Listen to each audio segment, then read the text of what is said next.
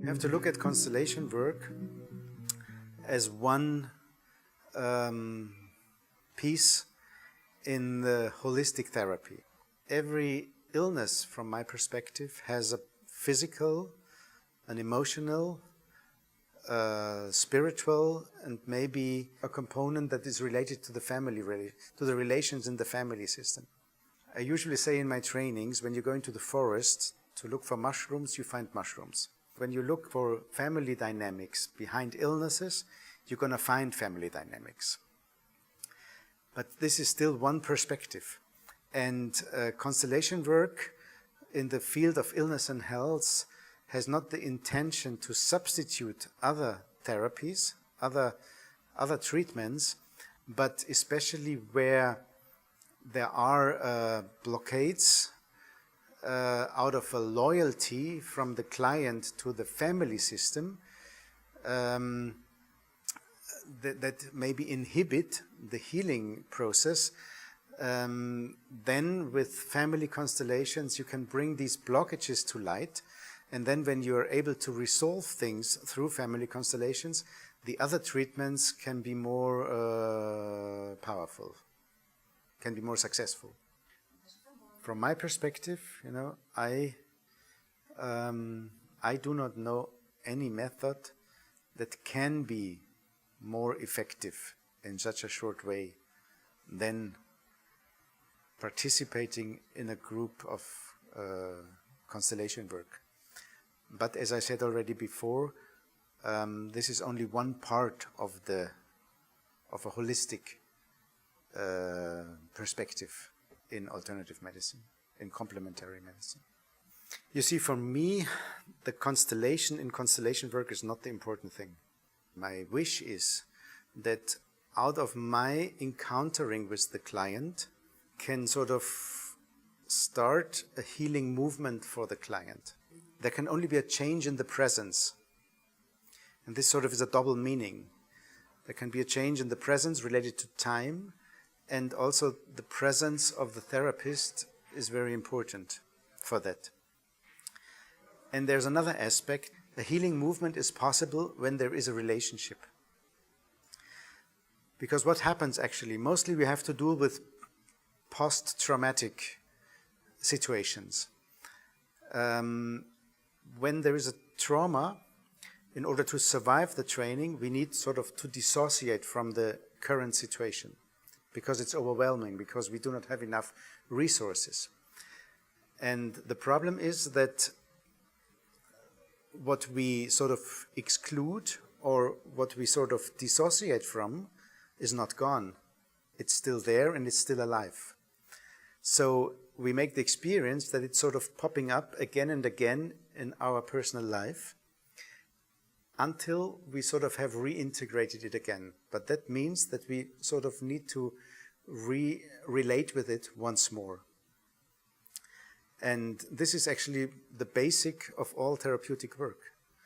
And in that sense, it's not, for me, it's not so much important what happens in the constellation. For me, it's much more important how is the client dealing with what is coming up in the constellation.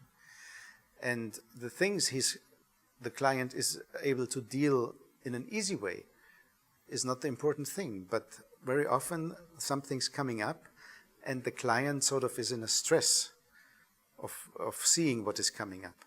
And then the client needs to be supported by the process of integration. This is why the relationship to the client is so important. Because then I can only be a resource for him when I'm in contact with him.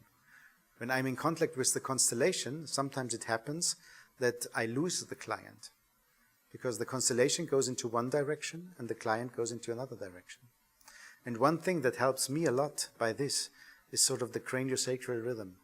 So for me, a constellation process is a similar thing like a craniosacral session.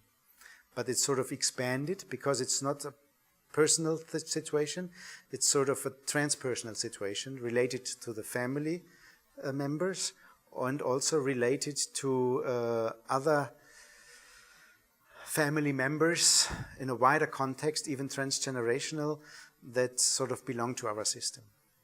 I believe a lot of illnesses also are related to, or symptoms are related to a potential that we do not live. And very often we're not able to live our potential because we're still entangled into our family system. And what finally for me is important is sort of to liberate the client out of this entanglement in order so that he or she is able to live and fulfill his or her potential. And when you work in a constellation with a symptom, you sort of can use the symptom sort of as an entrance into the system. Bert Hellinger wrote in his books, he brought it very clearly together, and the first dynamic is sort of I follow you into illness or even into death. The second dynamic is I carry it instead of you or for you. This means mostly a parent. And the third basic dynamic is sort of sense that it's possible to atone for guilt.